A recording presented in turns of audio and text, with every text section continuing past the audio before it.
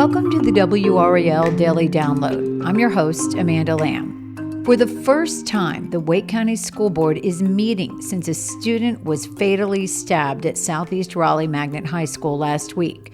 Security at the school was the subject of a forum involving parents on Monday night. WRAL's Aaron Thomas has just stepped out of the school board meeting tonight, Tuesday night, to tell us what they're talking about. Aaron, welcome to the program. Thanks for having me, Amanda. I know the meeting started at 5:30, and you're talking to us a little bit after 7 o'clock, and they've wrapped that meeting up.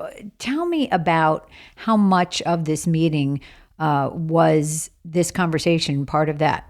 So to be clear, obviously that deadly school stabbing is still heavy on the minds of the school leaders and the parents and the students. But this wasn't a scheduled sort of conversation, but it's one of those things where how can you not address something like this when it really just kind of reverberates across the district? So everyone from the superintendent and every single school board member, they started off the meeting addressing and sharing their comments as it relates to what happened at Southeast Raleigh High. Yeah, exactly. It's like the elephant in the middle of the room. I don't think they Exactly. could not talk about it. I know one of the big concerns that parents have, and we've been reporting this, is that there may have been some advance warning that there was going to be violence at school and that it was either not taken seriously or the information didn't get to the right people. We've now heard this from the mother of the 14-year-old who was accused in the stabbing and the grandmother of the 15-year-old who was killed. But so far, as I understand from our reporting, we haven't gotten any feedback from the school or police on this specific concern. Exactly. The only responses we have gotten is, sort of those like, we're working on it. It's still under investigation. It's part of the investigation, but no one's outright said that a warning call was indeed shared to that school or the school district as a whole. Okay, we'll be right back after the break. Welcome back to the WRAL Daily Download. So you said there were a lot of parents at the meeting tonight, people, talking about this. What were they saying, basically?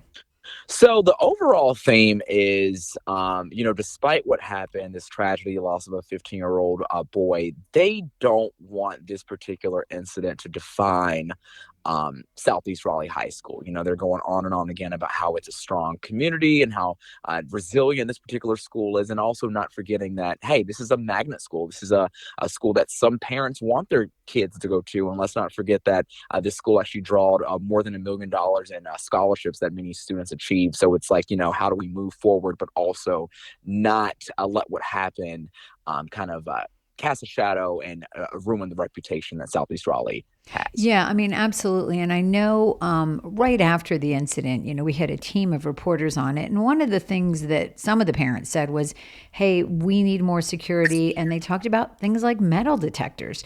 Were there any specific suggestions tonight in that vein?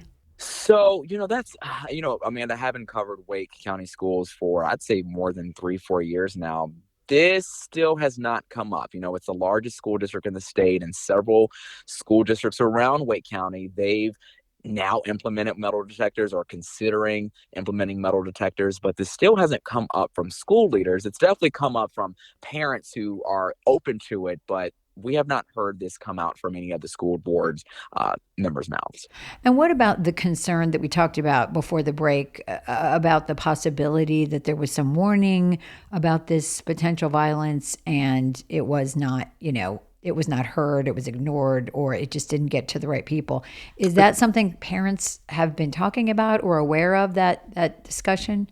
They have been. In fact, I actually was just finishing listening to the public comment period. You have about 10 people that signed up. Half of them wanted to talk about school safety. I want to say 2 or 3 mentioned the warning call. There was one parent, I didn't get the chance to take her name, but she specifically outright said that the school district failed these students and that they did have this warning call. Again, these are strong allegations, but this is something that the community, they're taking note of. And now folks just want some transparency from the school district. Yeah, and I mean, obviously, we need to let the investigation continue, and hopefully, at some point, the school system will be able to address whether or not, there were some concerns that maybe were not listened to, or again, just didn't get to the right people, because that's obviously something that people would be very concerned about. That there could have been a way to stop this.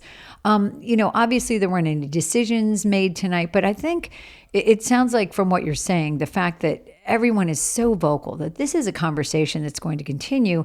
And I wouldn't be surprised if other schools are also having these same conversations, because, this can happen at any high school, certainly. Mhm. Oh yeah, most definitely. I mean, I was gonna say I would say last night, or Monday rather, there was a large community family forum. We had hundreds, I would say anywhere from 300 to 500 people that showed up. That just shows you how concerned many people are, whether you're a parent, a student, or a staff member, or an advocate. And the superintendent, Robert Taylor, he was saying how one of his main takeaways from that forum is he was hearing from students who want that accountability from the school system when it comes to their well-being and their mental health. And so he actually mentioned convening a task force to coalesce all the resources that can benefit students across the county when it comes to their well-being and their mental health. So that's at least a start. Absolutely. And any indication that this topic is going to be continued to be talked about at any further meetings?